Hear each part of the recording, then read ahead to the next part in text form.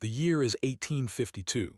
In the dense, shadow-choked hollows of the Arkansas Ozarks, a storm is brewing, not just in the bruised purple clouds that claw at the mountaintops, but in the small, lamplit cabin of the Abernathy family.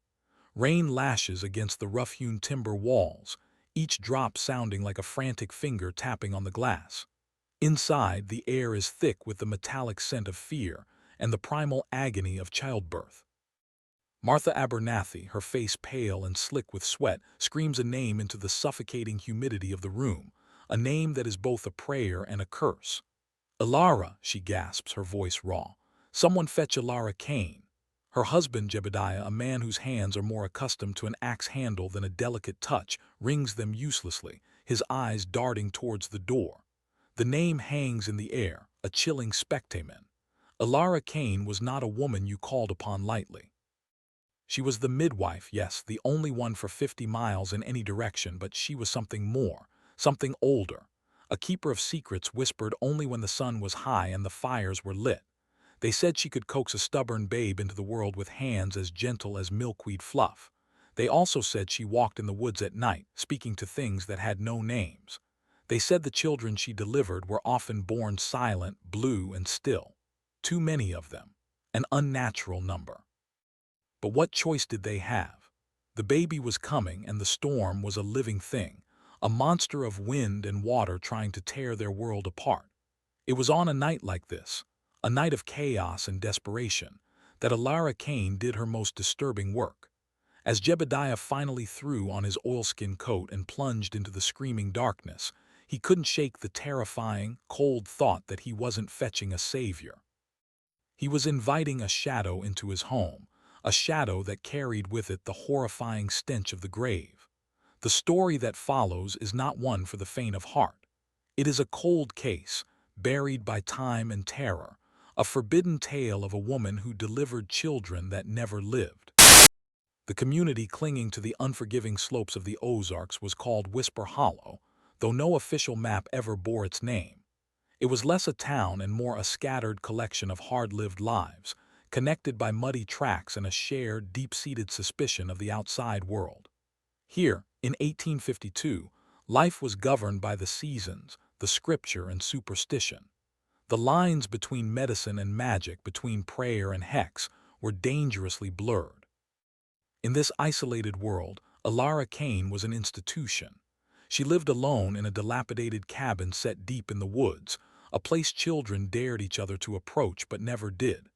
She was a gaunt, ageless woman with eyes the color of a winter sky and hands stained with the secrets of the earth, yarrow, bloodroot, and darker things. She was a pariah, yet indispensable. Every family in Whisper Hollow had a story about Ilara. They spoke of her uncanny ability to predict the gender of an unborn child simply by looking into the mother's eyes, of her herbal concoctions that could soothe a fever or, it was rumored, end a pregnancy. But the most macabre whispers, the ones shared in hushed tones over sewing circles and whiskey jugs, were about the bobbies. The blue bobbies, they called them. Children born without breath, their small bodies limp and lifeless from the very first moment. It happened everywhere, of course.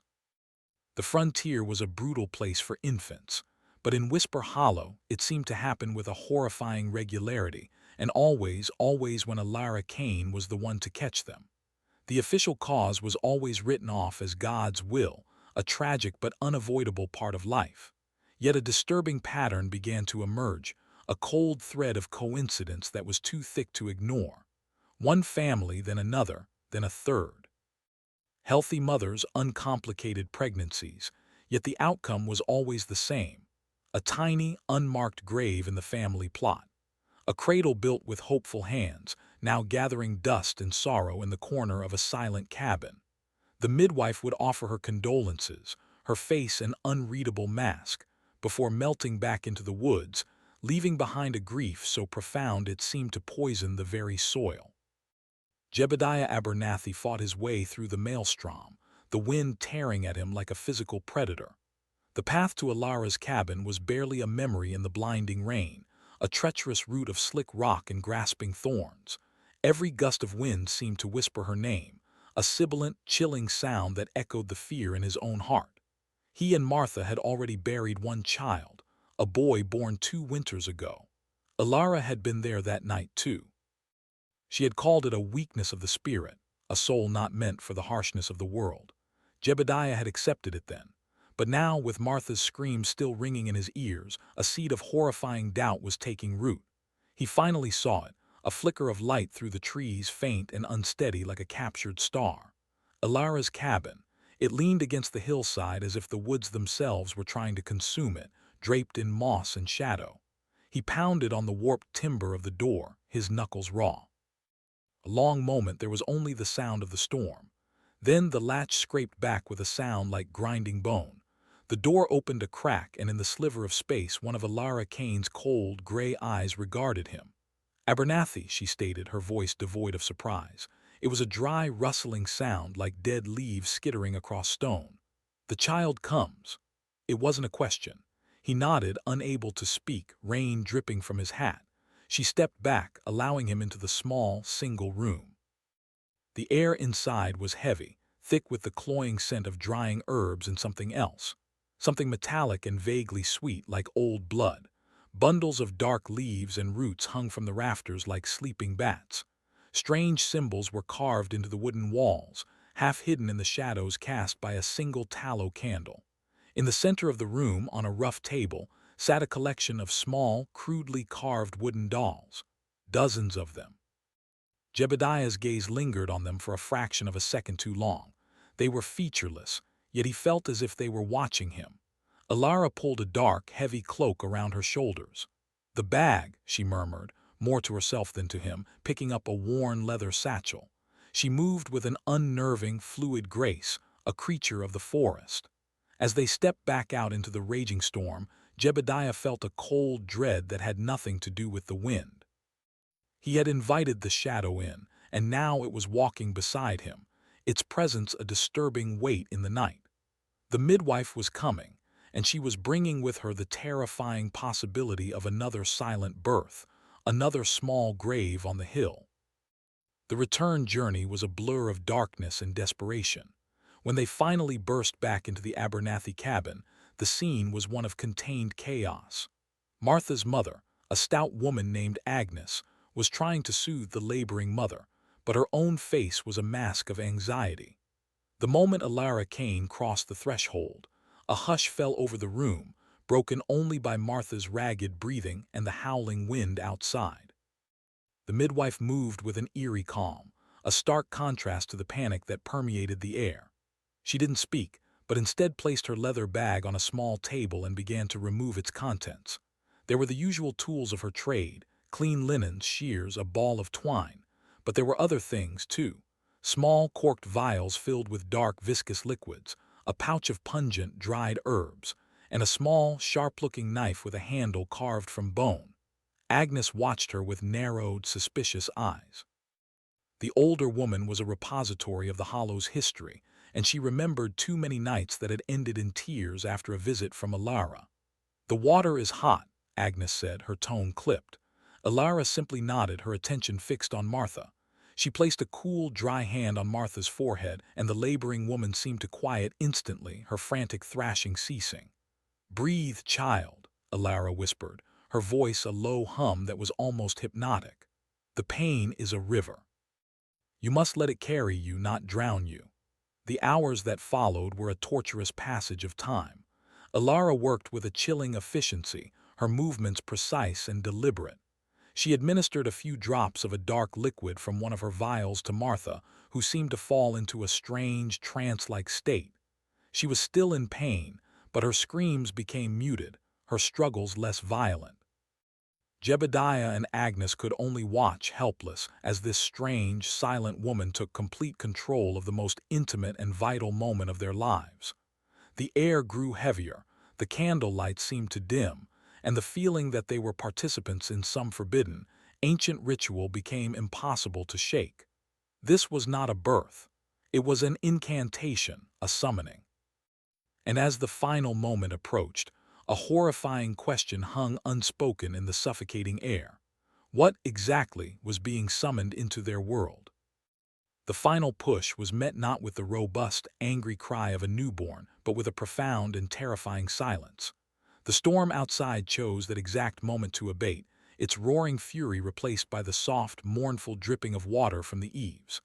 The sudden quiet in the cabin was a physical blow, a vacuum that sucked all the hope from the room. Elara Kane held the baby, a small, perfectly formed boy. But he was still. His skin, in the flickering lamplight, had a pale, bluish tinge. His chest did not rise, his lips did not part to draw a first breath. Martha, exhausted and delirious, pushed herself up on her elbows. "My baby," she whispered, her voice a fragile thread. "Let me see my baby." Jebediah stood frozen, a statue carved from despair. The scene was a macabre reenactment of what had happened 2 years prior.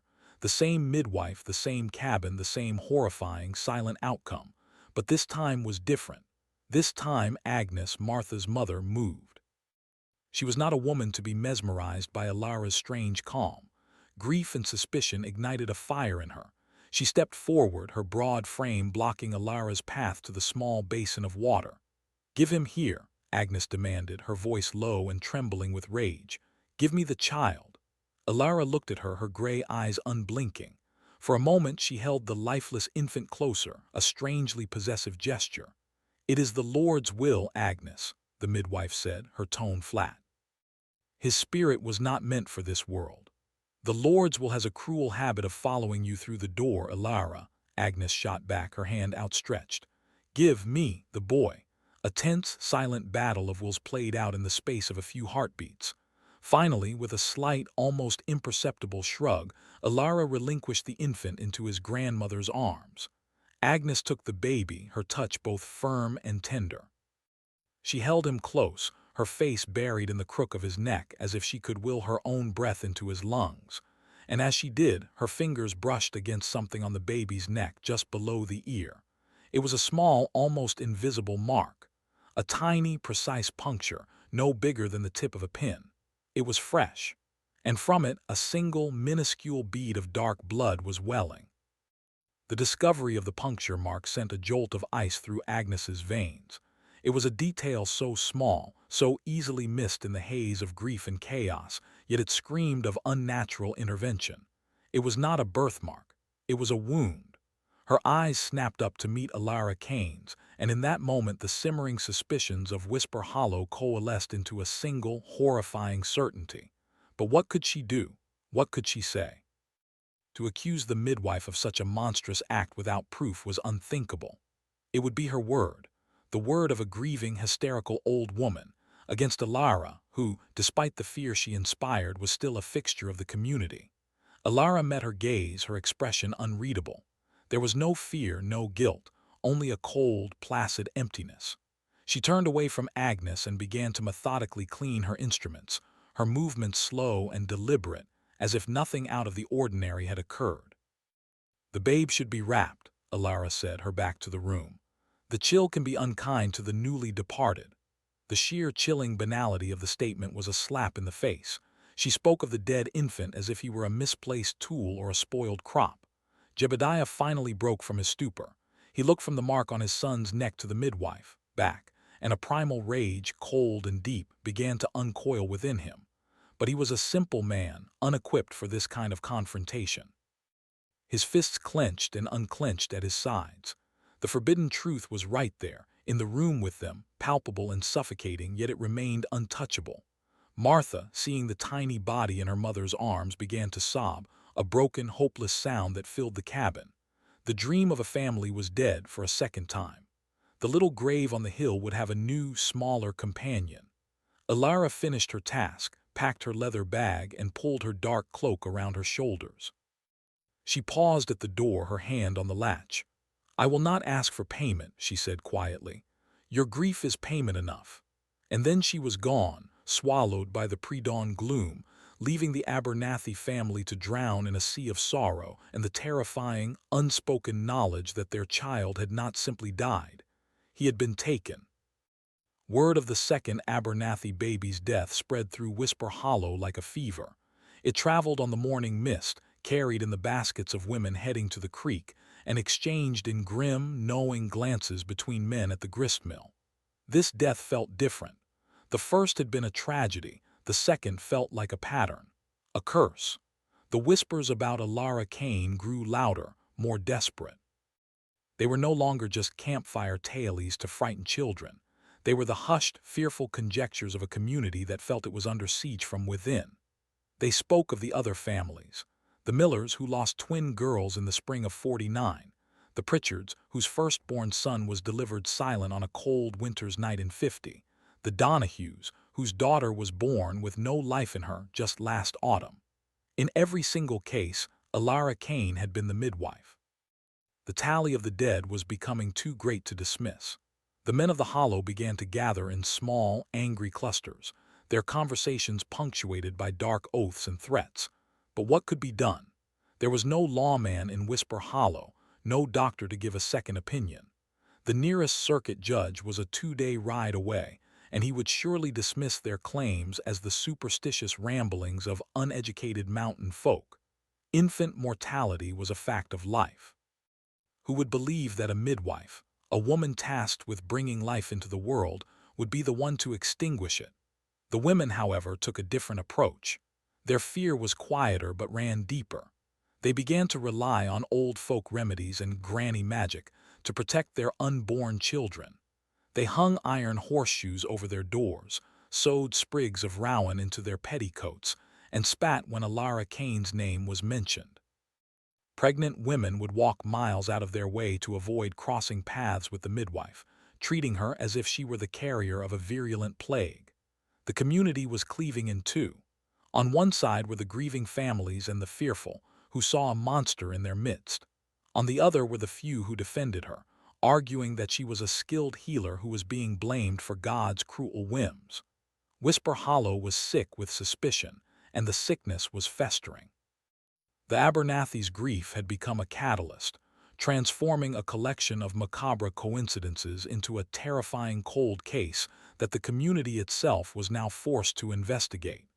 And every clue, every memory, every silent, tiny grave pointed to the lonely cabin deep in the woods. As the unease in Whisper Hollow deepened, the history of Alara Kane herself became a subject of intense and fearful speculation. No one truly knew where she had come from. She had appeared some 15 years prior, a solitary woman who seemed to materialize from the ancient woods themselves. She never spoke of a husband, a family, or a past. This lack of a story in a community where lineage was everything made her a permanent and disturbing outsider.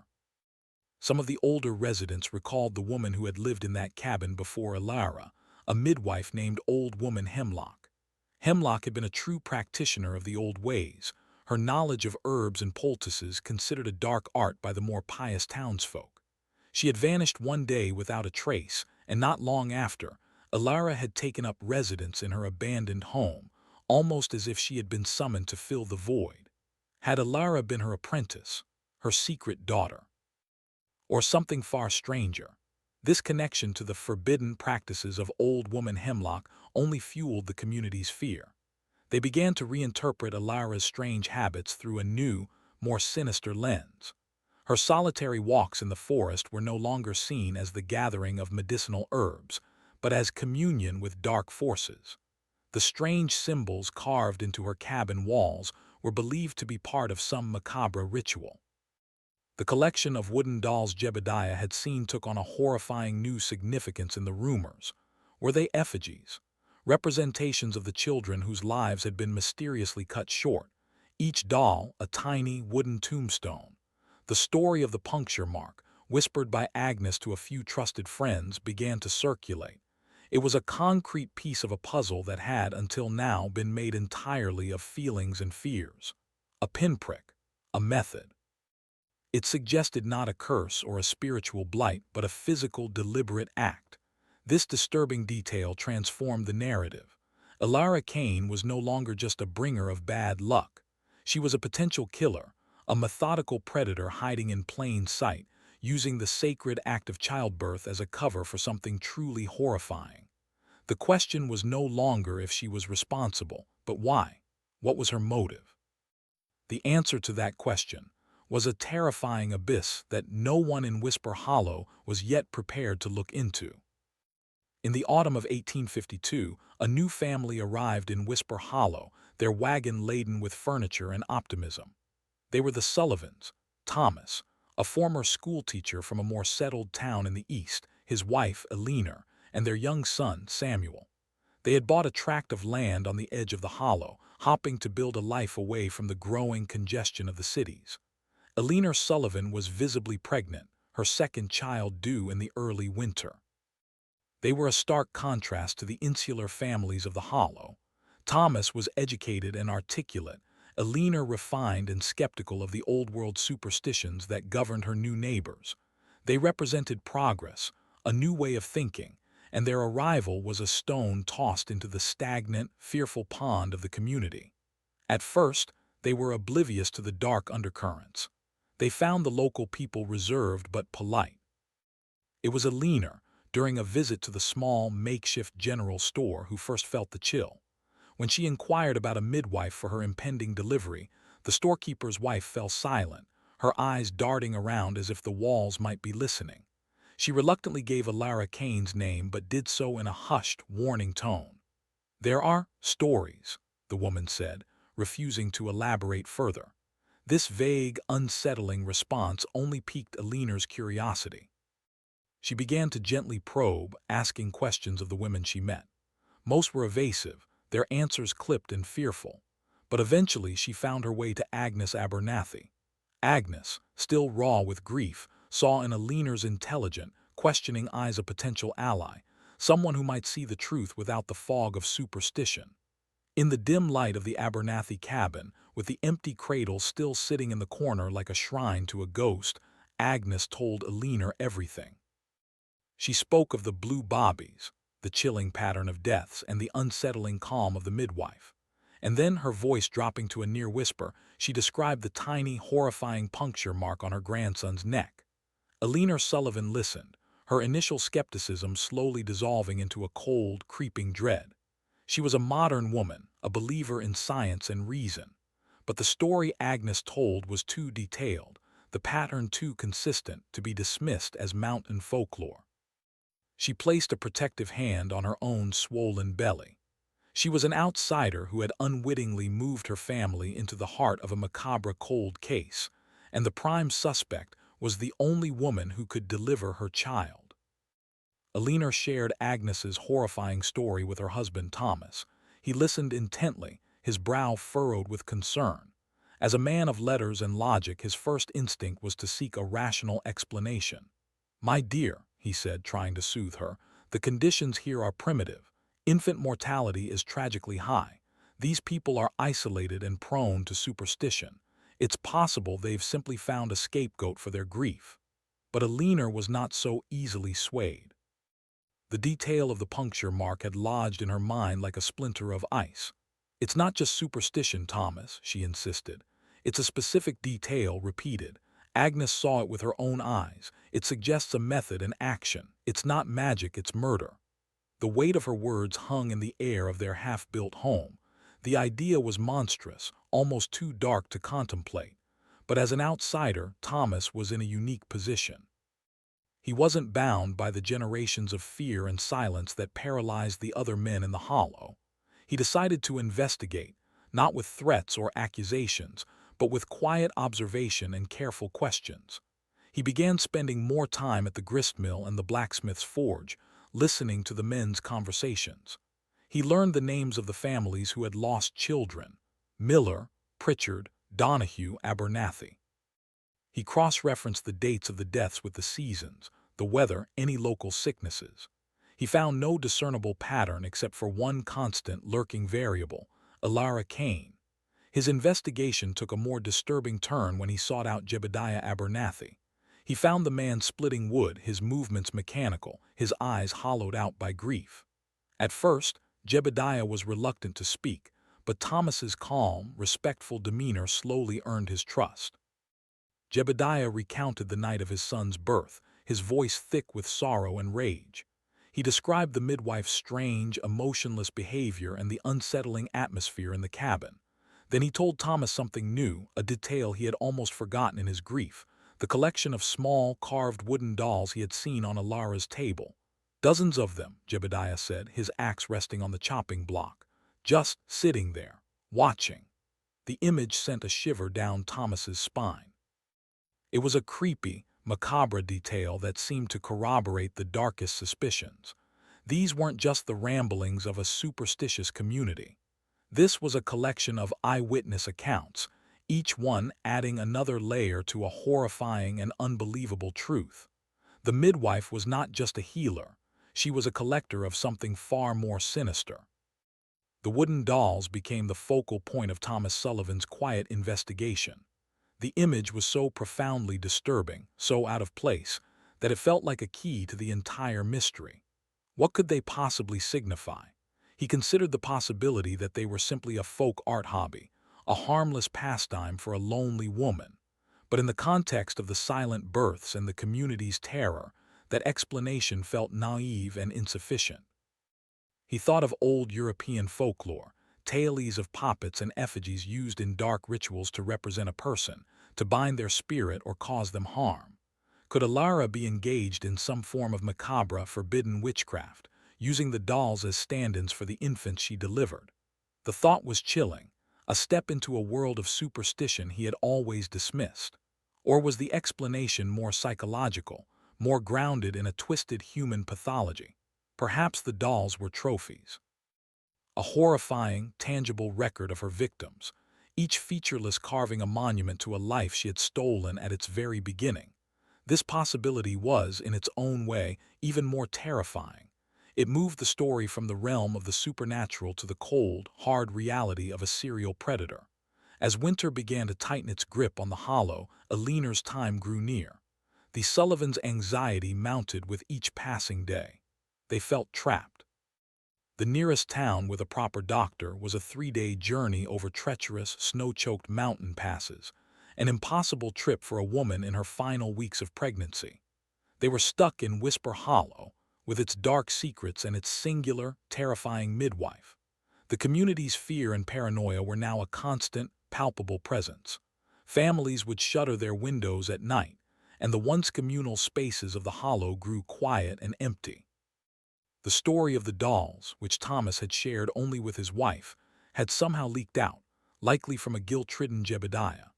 The legend of the doll collector was born, adding a new, horrifying chapter to the dark folklore surrounding Alara Kane. Every family that had lost a child now pictured a small, wooden effigy of their baby sitting on a dusty table in that shadowed cabin, a silent, macabre testament to their loss. The weight of what they were uncovering was immense. If you're finding this deep dive into one of America's forgotten cold cases compelling, make sure to subscribe to our channel. Because the path the Sullivans were forced to walk next led them directly into the heart of a darkness no one was prepared for. Desperate for a solution, Thomas Sullivan decided to take a great risk. He would go and see the midwife himself, not to accuse her but to observe her, to speak with her, to try and gauge the truth of the woman behind the monstrous legend. He told Alina it was to arrange for her services, a necessary evil they had to prepare for. But his true motive was reconnaissance. He needed to see inside that cabin for himself. He needed to see the dolls. He made the journey on a cold, brittle morning, the air so still he could hear the crunch of his own boots on the frozen ground. The woods around Alara's cabin were unnervingly silent. No birdsong, no rustle of squirrels. It was as if the forest itself was holding its breath. He found her outside, gathering firewood, her movements economical and precise. She looked up as he approached, her gray eyes assessing him with an unnerving intensity. She showed no surprise, as if she had been expecting him. "Mr. Sullivan," she said, her voice a dry rasp, "your wife is nearing her time." Thomas, a man usually confident with words, found himself at a loss. He explained, his voice sounding hollow in the cold air, that they would require her services soon. Alara simply nodded and led him inside the cabin. The interior was just as Jebediah had described. The air was thick with the scent of herbs and wood smoke and that same faint, metallic undertone. Bundles of dried plants hung from the rafters. And there on the central table was the collection of wooden dolls. Thomas's heart hammered against his ribs. He counted at least 24 of them, each one small, armless, and featureless, weathered to a smooth, dark patina. They were arranged in neat rows like a silent miniature army. An interesting hobby, Thomas said, forcing a casual tone he did not feel. Alara turned her gaze from him to the dolls. A flicker of something pride, affection, passed through her eyes. "They are not a hobby," she said softly. "They are a flock, the little souls that were too gentle for this world. I keep them safe here so they do not wander lost." The explanation was so bizarre, so steeped in a private, twisted mythology that it left Thomas speechless. She wasn't a witch performing rituals, nor was she a cold-blooded trophy hunter. In her own mind, she was a shepherdess of the dead, a guardian of lost infant spirits. This revelation was perhaps the most disturbing of all. It spoke not of simple evil, but of a profound, horrifying madness. Thomas left Alara Kane's cabin with a sense of dread colder and deeper than the winter air. Her calm, matter-of-fact explanation of the dolls was not the confession of a murderer, but the serene statement of a woman living in a reality entirely of her own making. This made her infinitely more dangerous. A person motivated by greed or hate can be reasoned with, or at least understood. But how do you confront a person who believes her macabre actions are an act of mercy? He now knew for certain that the stories were true. Alara was intentionally causing the deaths of these newborns. The puncture mark was likely the delivery method for some fast-acting poison, a substance derived from the dark herbs that hung in her cabin. Her motive was a deranged form of salvation. She believed she was rescuing these infants from the hardships of life, preserving their pure souls in the form of her wooden effigies. He returned home to find Alina in a state of high anxiety. Seeing the look on his face, she knew his visit had only confirmed their worst fears. "We can't let her touch our baby, Thomas," she said, her voice trembling. "We can't." But the alternative was grim. The first heavy snow of the season had begun to fall, a thick white blanket that was quickly rendering the mountain passes impassable. They were snowed in, trapped. Their options had dwindled to two, each more terrifying than the last. Let a suspected murderer deliver their child, or attempt the birth alone, with no experience and no help if complications arose. Their modern sensibilities, their education, their belief in a rational world, none of it mattered anymore. They were caught in the same primitive trap as every other family in Whisper Hollow. Thomas began to formulate a desperate plan. He would be present for the birth, watching Alara's every move. He would inspect the baby the moment it was born, looking for any sign of foul play. He thought of bringing a weapon into the room, a knife or a pistol, but the idea of such violence erupting during the sacred moment of his child's birth was sickening. Yet the alternative, passively allowing his child to be harmed, was unthinkable. The Sullivans' home, once a symbol of their hopeful new beginning, had become a prison. And as Alina's labor pains began, subtle at first but undeniable, they knew the monster they had been investigating was about to be invited over their threshold. The snowfall intensified, isolating Whisper Hollow completely from the outside world. Each flake that fell felt like another lock turning, sealing the Sullivans in with their impending fate. Alina's labor progressed slowly, tortuously, the pains coming and going, each one a reminder of the impossible choice that lay ahead.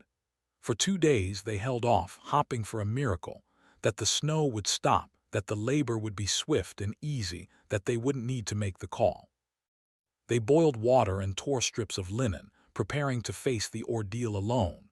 Thomas read passages from a medical textbook he owned, but the dry, academic words were a poor substitute for an experienced pair of hands. On the 3rd day, the situation became dire. Alina's labor intensified, but the baby was not progressing. She was exhausted, in excruciating pain, and starting to run a fever.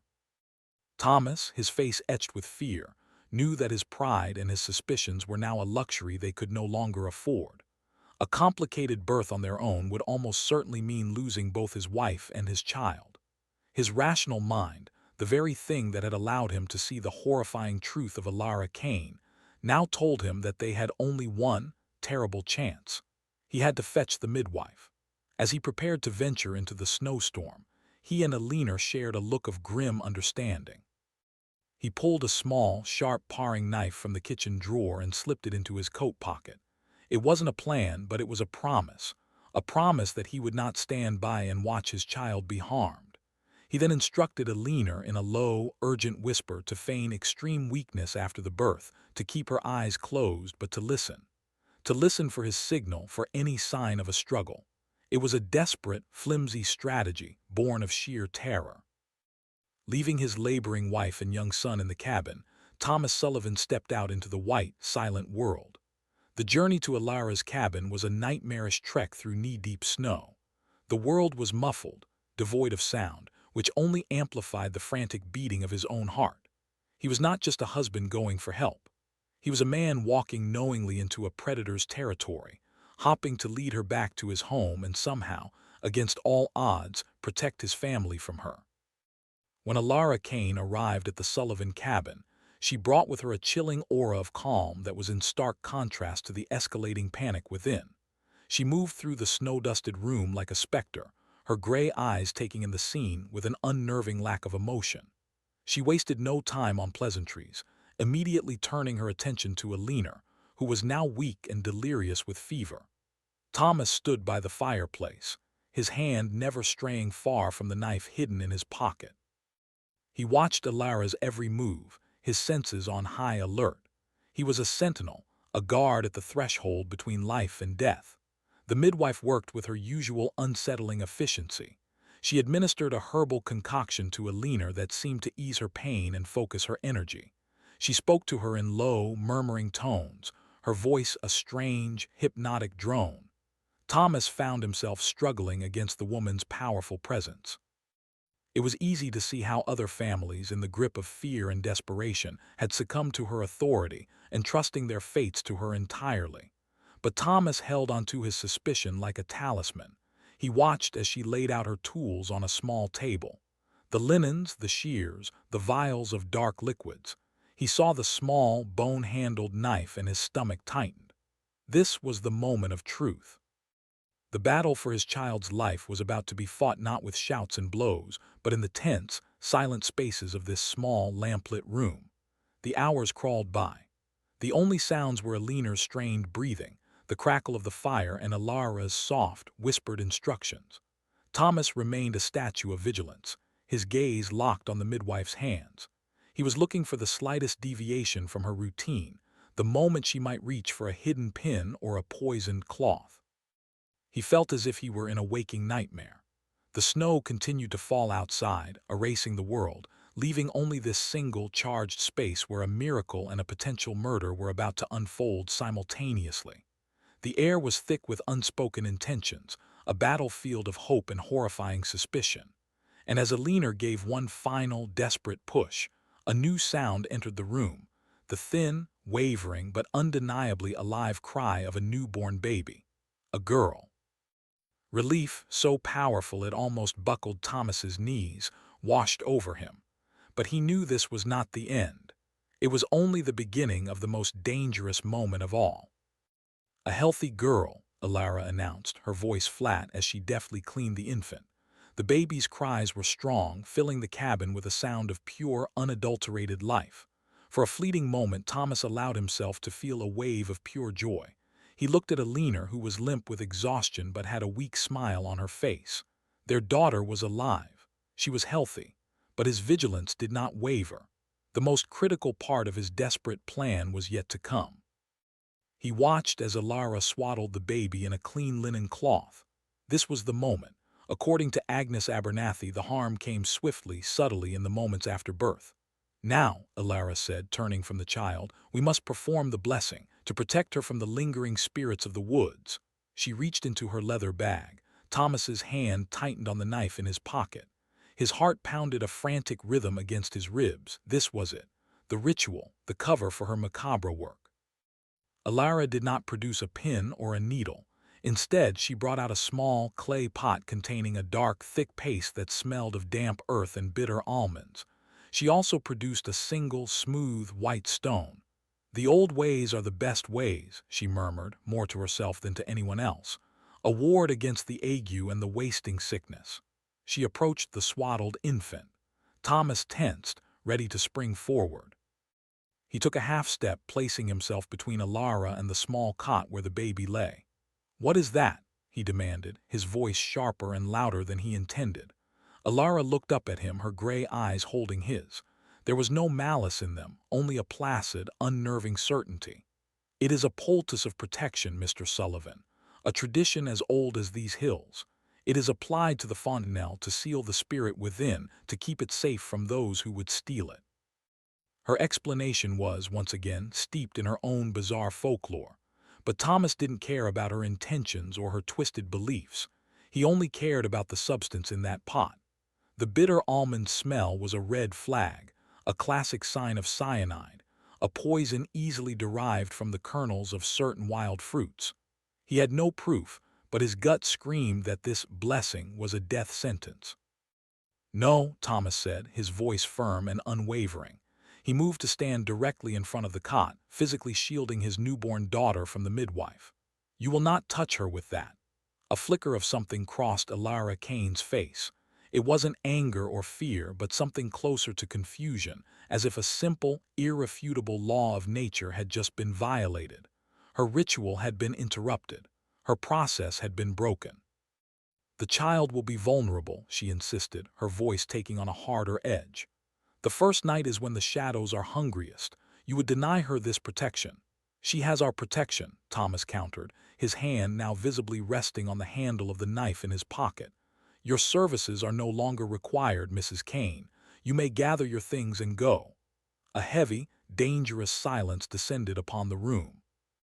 The baby had stopped crying and was now sleeping peacefully, oblivious to the silent battle being waged over her life. Eleanor, who had been following her husband's instructions, watched through half-closed eyelids, her body rigid with terror. Alara stared at Thomas for a long, unnerving moment. Her placid mask seemed to crack, revealing a glimpse of the cold, hard conviction that lay beneath. She looked past him to the sleeping infant, a strange, hungry look in her eyes. It was the look of a collector who has been denied a rare and beautiful specimen. The moment stretched on, taut and fragile. Finally, without another word, Alara turned away. She methodically packed her bag, her movements stiff and angry. She took the payment Thomas had left on the table, then moved to the door. With her hand on the latch, she paused and looked back not at Thomas, but at the baby. "You have made a grave error," she said, her voice a low, chilling whisper. "You think you are saving her. You are only condemning her to the pain of this world. I would have given her peace." Then she opened the door and vanished into the swirling snow, a dark phantom dissolving into the white. The threat was gone from the room, but a new kind of fear remained. A lingering, creepy dread.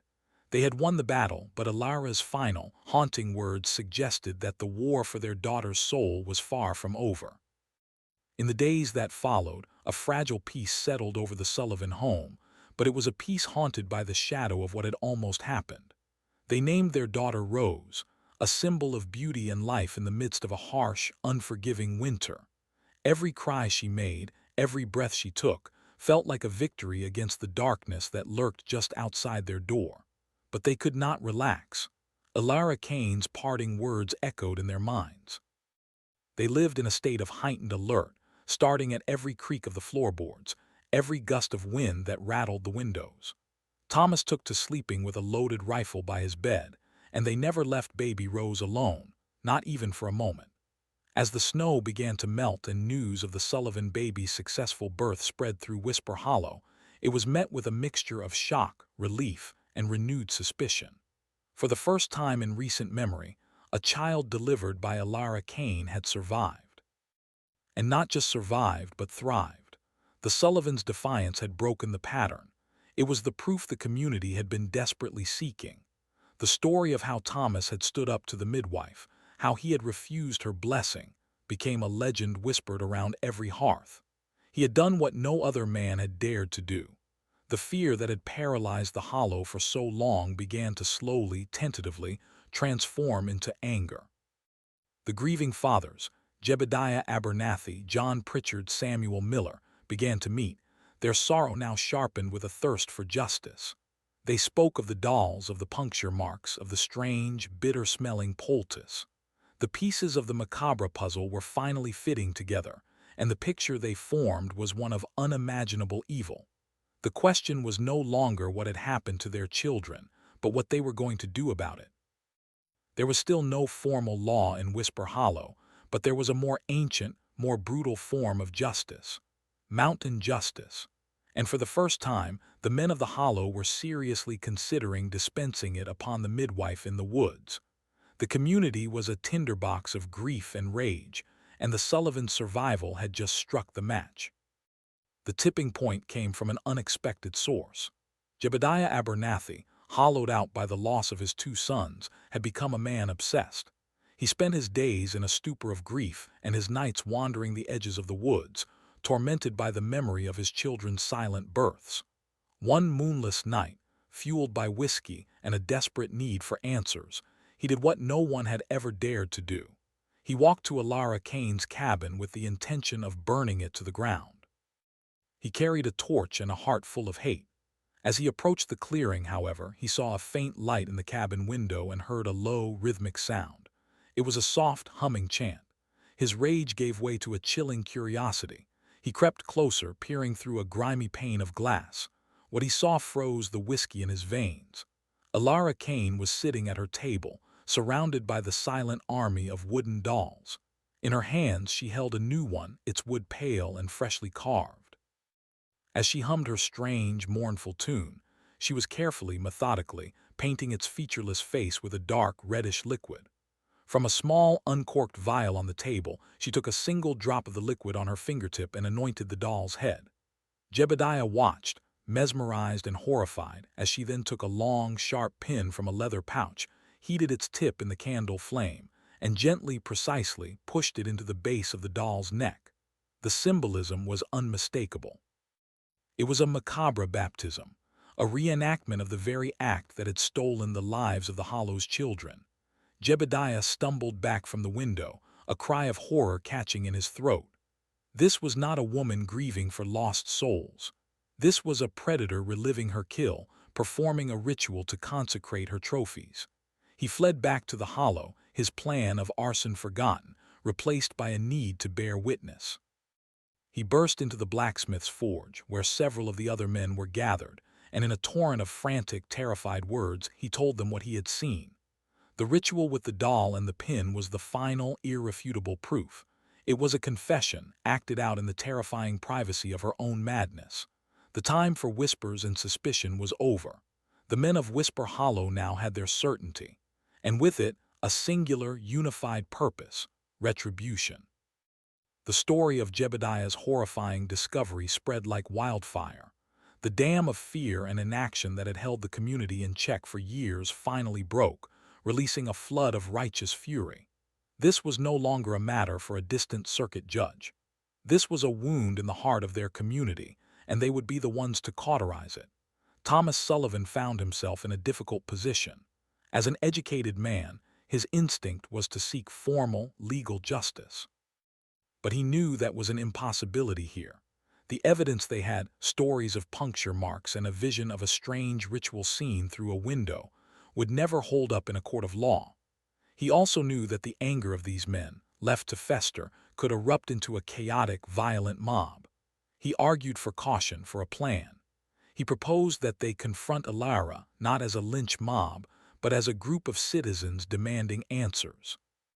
They would search her cabin for concrete evidence, for the poison she used, for anything that would solidify their case. He hoped, perhaps naively, that a direct, organized confrontation could prevent bloodshed. The other men, led by a vengeful Jebediah Abernathy and John Pritchard, were less patient. They spoke of a rope and a tall oak tree, but Thomas's calm reasoning and the respect he had earned by defying Alara eventually won them over. They agreed to a confrontation. They would go to her cabin at dawn, all of them together, and force a reckoning. The mood in Whisper Hollow on the eve of the confrontation was electric with tension. It was a community holding its breath. The women gathered the children indoors, barring the doors as if preparing for a siege. The men cleaned their rifles, their faces grim and set in the flickering firelight. They were about to march into the woods to face a monster, a woman who had preyed upon them at their most vulnerable. They were marching to reclaim the souls of their dead children. The The stories they were telling themselves, and the ones they would tell their children, were being forged in this moment. The creepy, macabre tale of the midwife who delivered children that never lived was about to reach its horrifying climax, and the question of what they would find in that cabin, and what they would do about it, hung over the hollow like a funeral shroud. At first light, a procession of a dozen grim-faced men made their way through the woods. They were not a chaotic mob, but a silent, determined posse. Thomas Sullivan and Jebediah Abernathy walked at the front, one representing reason, the other representing raw, vengeful grief. The forest was cold and quiet, the morning mist clinging to the branches like ghostly fingers. As they reached the clearing, they saw smoke curling lazily from the cabin's stone chimney. Elara Kane was awake. They surrounded the cabin, their rifles held loosely but ready. Thomas stepped forward onto the rickety porch and knocked firmly on the door. "Elara Kane," he called out, his voice steady, "we need to speak with you." There was no answer. He knocked again, harder this time. "We know what you've been doing. Open the door." The silence from within was unnerving. Jebediah, his patience worn thin, shoved Thomas aside. "Enough talk," he growled and slammed his shoulder against the door. The old wood splintered and groaned but held firm. Another man joined him, and together they battered the door until the latch gave way with a sharp crack. They burst into the single room, weapons raised, expecting a confrontation. But the cabin was empty. Elara Kane was gone. The room was cold, the fire in the hearth little more than smoldering embers. A half-eaten bowl of porridge sat on the table, a spoon still resting in it. It was as if she had simply vanished into thin air moments before they arrived. But she had left her secrets behind. The room was a museum of her macabre obsession. The bundles of dried herbs hung from the rafters, and upon inspection, Thomas recognized several highly poisonous plants: water hemlock, nightshade, foxglove. On a small shelf near the hearth were dozens of corked vials, some containing dark liquids, others holding fine ground powders. And on the main table, as if purposefully displayed, sat the silent, horrifying army of wooden dolls. The men fanned out, searching the small space. It was John Pritchard who made the most disturbing discovery. Tucked beneath a loose floorboard near Elara's cot was a small, leather-bound ledger. It was her journal, a record of her time in Whisper Hollow. And as Thomas Sullivan opened it and began to read the neat, spidery script, the true, horrifying scope of Elara Kane's madness was finally revealed. The ledger was not a diary of daily events, but a chillingly methodical record of births and deaths. Each entry began with a date and a family name. It was a complete list of every child Elara Kane had delivered since her arrival in Whisper Hollow 15 years ago. Beside each name were two columns. The first was labeled "Called to this World," and in it, she had written a brief, almost poetic description of the newborn. A son with hair the color of wheat, a daughter with eyes like the summer sky. The second column, however, was labeled "Spared from the Suffering," and in this column, for entry after entry, she had made a simple, horrifying notation, a single dark checkmark. Miller twins, 2 checkmarks. Pritchard boy, 1 checkmark. Abernathy first son, 1 checkmark. Abernathy second son, 1 checkmark. The list went on and on. There were nearly 30 checkmarks in total, 30 silent births, 30 stolen lives. The men gathered around Thomas, their faces ashen as he read the names aloud. They were not just victims of a string of tragic accidents. They were the subjects of a deranged, 15-year-long project of methodical extermination. But the most horrifying part of the ledger was the final section. In it, Elara had written not about the past but about the future. She described her philosophy in chilling detail. She believed the world was a place of inescapable pain, a crucible of suffering that tainted every soul that entered it. She saw herself not as a killer but as a merciful angel, a gatekeeper who intercepted these pure, untainted spirits at the very threshold of life and granted them a swift, painless passage into a peaceful oblivion. She called it the Great Kindness. The dolls were not trophies. They were the vessels for the souls she had saved. The ritual Jebediah had witnessed was her way of transferring the infant's spirit into the wooden effigy, a process she believed protected them forever. She wrote about the Sullivan's daughter, Rose, with a tone of profound sadness and disappointment. "They have chosen the path of pain for her," she wrote on the last page. "They have denied her the kindness, but her soul will know suffering, and one day it will cry out for the peace I would have given it." The book was a window into a mind so profoundly broken, so completely detached from the shared reality of humanity, that it was more terrifying than any simple evil could ever be. The discovery of the ledger with its cold, systematic accounting of death galvanized the men. Their target was no longer a witch or a phantom, but a tangible, documented serial killer. The question of her whereabouts became paramount. Had she been warned? Did she have an escape plan? They searched the cabin and the surrounding area for any sign of her flight, but Alara Kane had vanished as mysteriously as she had first appeared. She had left behind her flock of dolls, her poisons, and her horrifying confession, but of the woman herself there was no trace. The posse split into two groups. One, led by Thomas, would take the ledger and a sample of the poisons and dolls and ride for the nearest magistrate, hoping that this physical evidence would be enough to trigger a formal, territory-wide manhunt. The other group, led by a still vengeful Jebediah, would begin a sweep of the surrounding mountains, convinced that she could not have gotten far on foot. They believed she was hiding in one of the countless caves and crevices that riddled the Ozarks, a creature returned to the dark places from which she came. As Thomas and his group prepared for their journey, the remaining men collected the wooden dolls from the cabin. It was a somber, chilling task. Each man sought out the dolls that might represent his lost children, holding the small, featureless effigies in their rough hands.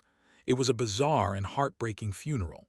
John Pritchard, a man who had lost his firstborn son, found a doll with a small, almost invisible knot in the wood near its head. His son had been born with a similar birthmark.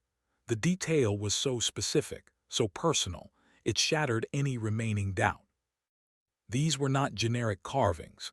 Each one was a specific, observed representation of a child she had held in her hands. That night, the men of Whisper Hollow built a massive bonfire in the center of the clearing. One by one, they cast the dolls into the flames. They watched as the effigies of their lost children blackened, curled, and turned to ash, hoping that this act of destruction would somehow release the spirits Alara had claimed to capture. It was a desperate act of folk magic, a superstitious ritual to fight a superstitious evil. But as the last doll was consumed by the fire, a cold wind swept through the clearing, and the men couldn't shake the feeling that they hadn't freed the souls of their children, but had merely destroyed the only record of their brief existence. While Jebediah's party scoured the unforgiving wilderness, Thomas Sullivan and his companions undertook the arduous journey to the county seat.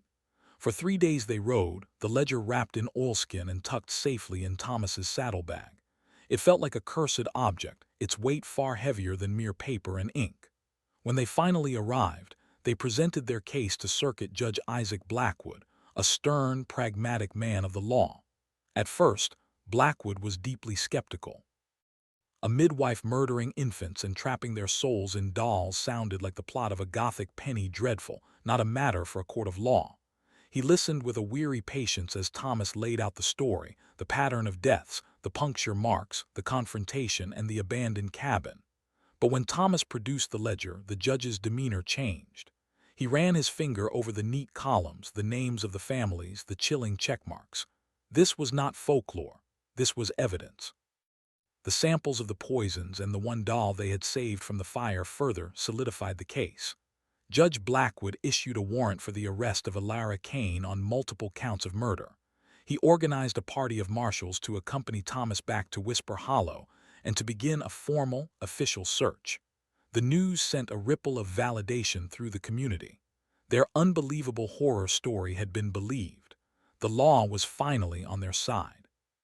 The marshals were professional, experienced trackers, a stark contrast to the grieving, angry farmers who had first searched the woods. They established a base in Whisper Hollow and began a systematic sweep of the region, interviewing every resident and following every lead. But the Ozark wilderness was a vast, untamed entity. It was a labyrinth of deep valleys, dense forests, and hidden caves. A person who knew the land, a person like Alara Kane, could disappear into it and never be seen again. Days turned into weeks and the search yielded nothing. There were no footprints, no abandoned campsites, no trace of the fugitive midwife.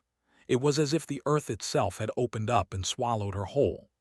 The official investigation, which had started with such purpose, slowly began to lose momentum, succumbing to the sheer, overwhelming scale of the wilderness. As the official search for Alara Kane stalled, a different kind of story began to take root back in Whisper Hollow.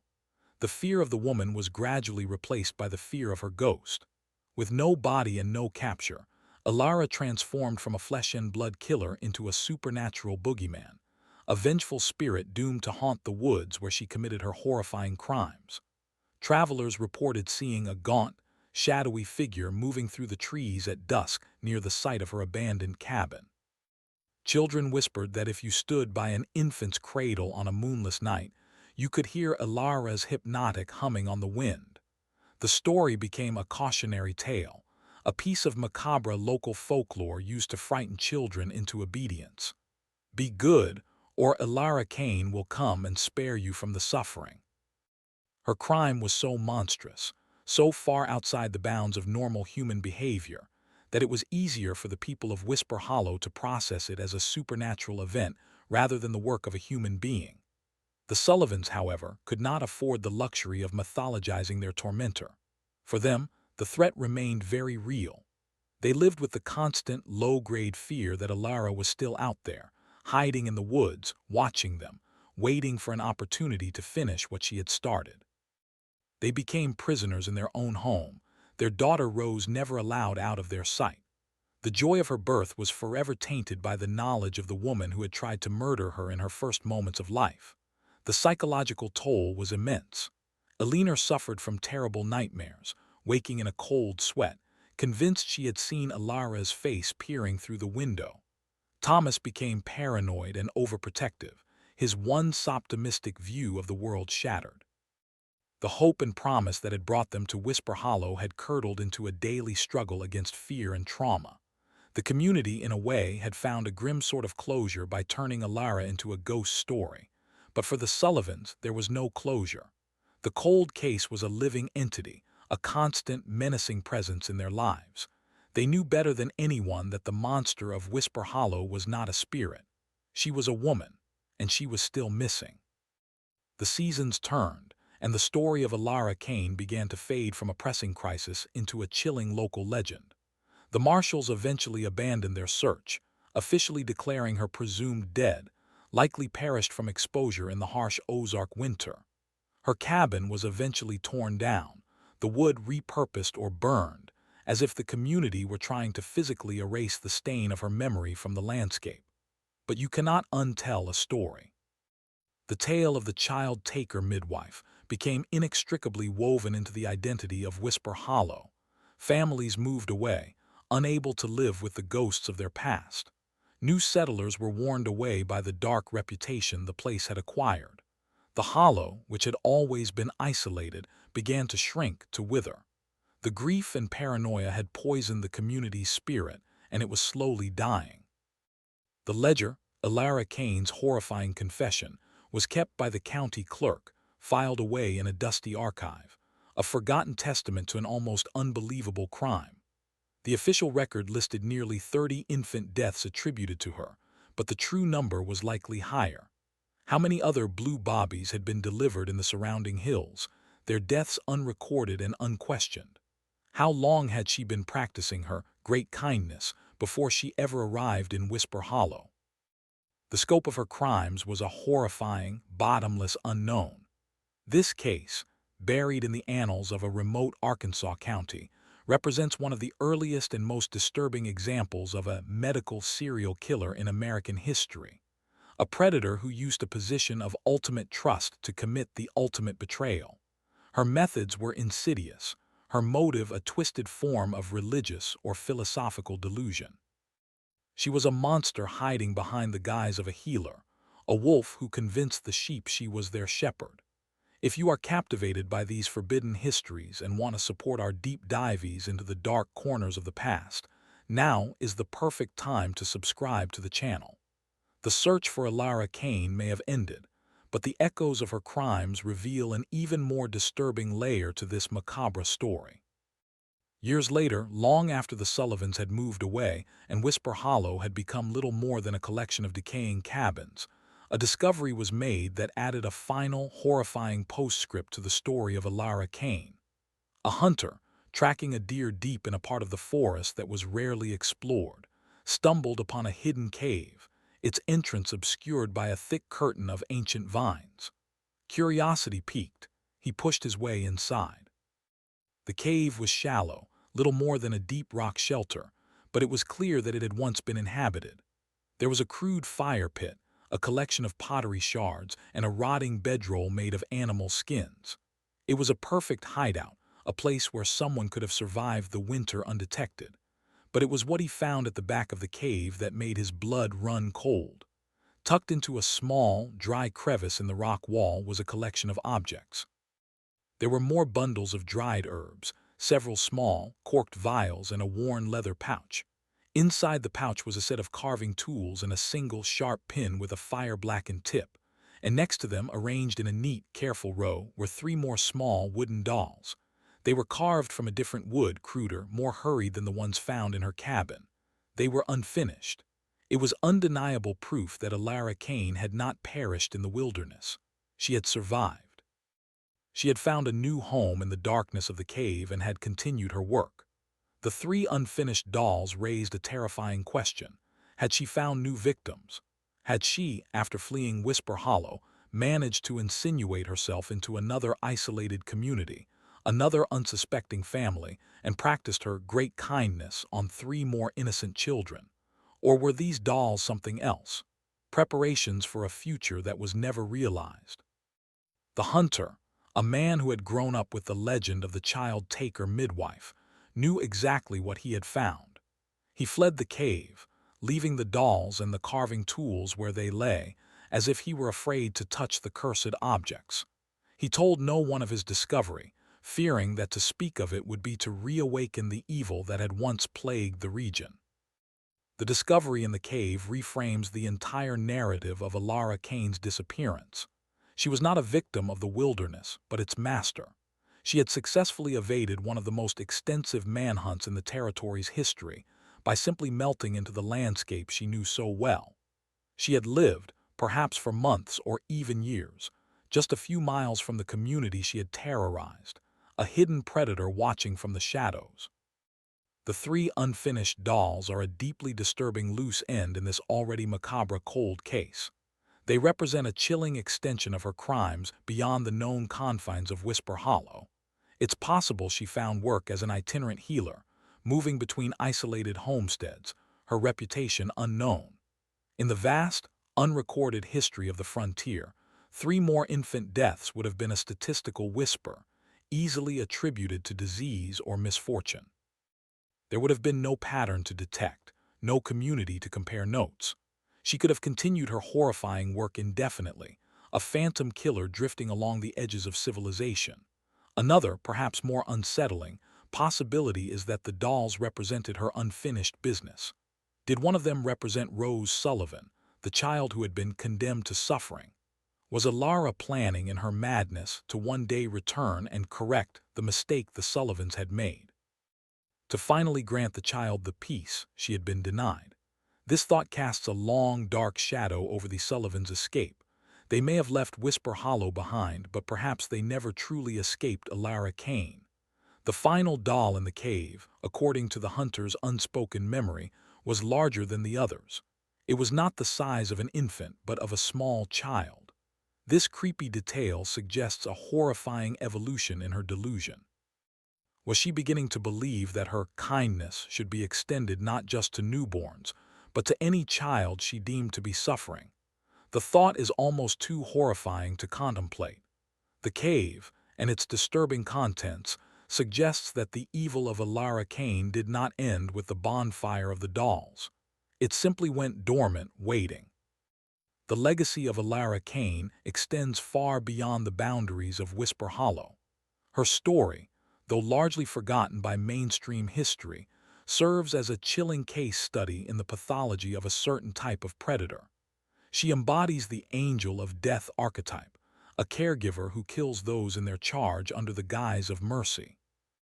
This disturbing phenomenon has been documented throughout history, often in hospitals and nursing homes, but Alara's case is unique in its setting and its deeply ritualistic nature. She was not just a murderer, she was the high priestess of her own macabre religion, a cult with a congregation of one. Her use of dolls as spiritual vessels, her belief in sparing souls from worldly pain, and her methodical 15-year reign of terror in a single community make her a truly singular figure in the annals of American crime. Her story is a testament to the dangers of isolation and the power of unchecked authority. In a community without access to formal medicine or law enforcement, a figure like Alara Kane could operate with impunity. Her knowledge of herbal remedies gave her power, and the community's fear and superstition provided her with the perfect cover. She exploited their desperation, turning the sacred space of the birthing room into her own personal hunting ground.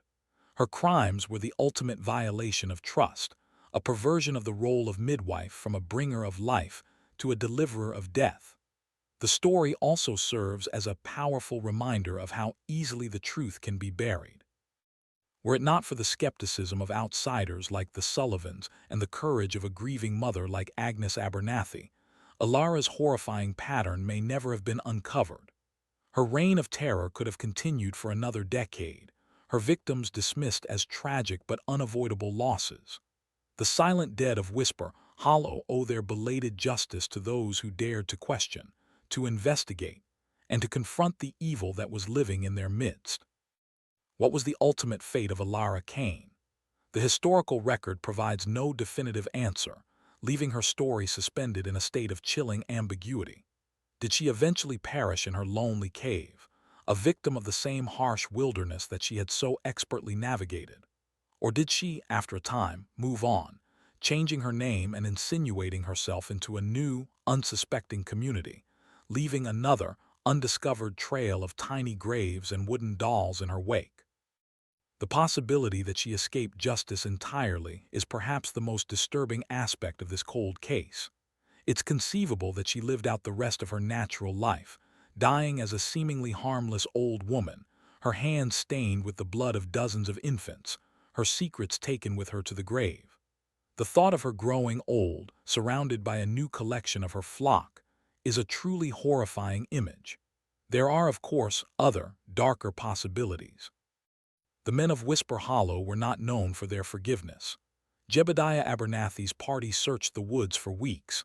It is entirely possible that they did, in fact, find her. And if they did, they would not have taken her back to the marshals. They would have dispensed their own brutal mountain justice, burying her body in an unmarked grave deep in the forest, a final, secret act of vengeance. In this scenario, their silence would have been a pact, a shared secret to ensure that the woman who brought so much death to their families was well and truly gone.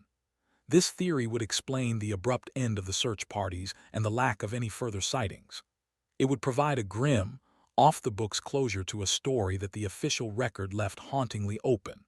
But with no confession and no witnesses, it remains pure speculation, another whisper in the dark legend of the Hollow. The truth of her end, like the full count of her victims, is a secret the Ozark Hills have kept to themselves. The story of Whisper Hollow itself is a tragic epilogue to the midwife's reign of terror. The community never recovered. The trial, even in Alara's absence, and the subsequent newspaper articles, though few, cemented its reputation as a cursed place. The population dwindled as families packed their belongings and sought fresh starts in lands not haunted by the memory of murdered children. By the turn of the 20th century, Whisper Hollow was all but a ghost town. The cabins rotted and collapsed, the gristmill fell into ruin, and the muddy tracks that had once connected the community were reclaimed by the relentless forest. Today, no map bears its name. Its exact location is a matter of speculation among local historians and folklorists. It has been swallowed by time and trees, its tragic history almost completely erased. All that remains are the stories. The legend of the child taker midwife has survived, passed down through generations in the surrounding counties. It has become a classic Ozark ghost story, a tale told around campfires, stripped of its historical facts and embellished with supernatural details. In the legend, Elara Kane is not a woman but a demonic entity, a spirit that preys on the unborn. The details of the ledger, the dolls, and the Sullivan's desperate stand have been lost, replaced by simpler, more mythic elements. But the core of the story, the horrifying concept of a midwife who steals the lives she is meant to protect, remains as potent and as terrifying as ever. The very land is said to be haunted. Visitors to the area where the hollow is believed to have been located report a pervasive sense of sorrow and unease, an unnatural silence in the woods, and the feeling of being watched by unseen eyes. It is as if the collective grief of those families has permanently saturated the soil, leaving a psychic scar that time cannot heal. Whisper Hollow is a ghost town in the most literal sense, haunted not just by the memory of its inhabitants, but by the horrifying crimes that led to its demise.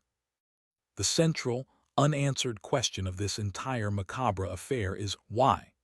What could possibly motivate a human being to commit such a long, systematic series of horrifying acts?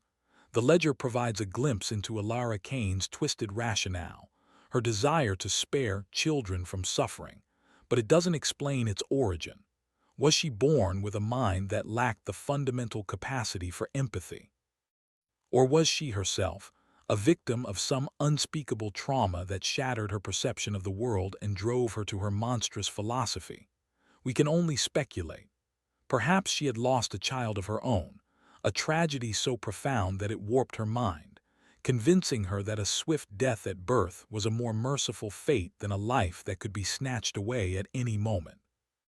In this twisted view, her killings would have been a form of proxy salvation, a way of saving other children from the pain she had endured. Or perhaps her motivations were rooted in a more sinister, occult belief system, inherited from the mysterious old woman Hemlock who preceded her. The ritualistic elements of her crimes, the dolls, the anointing, the pin, suggest a deeply ingrained magical thinking. She may have genuinely believed she was harvesting souls for some darker purpose, her flock, not a collection of saved spirits, but a source of hoarded power.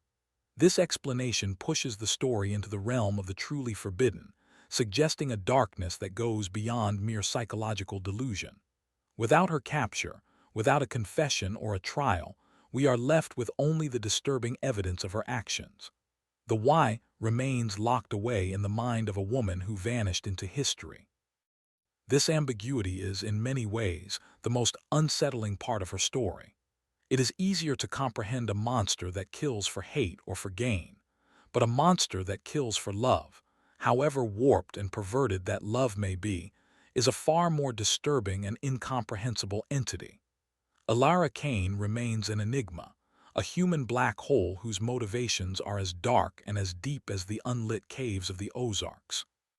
The artifacts of the Elara Kane case have, for the most part, been lost to time.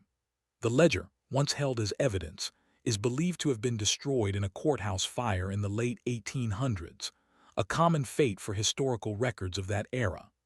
The single doll that was saved from the bonfire vanished from the evidence locker, likely stolen as a macabre souvenir or quietly disposed of by a clerk who found its presence too disturbing.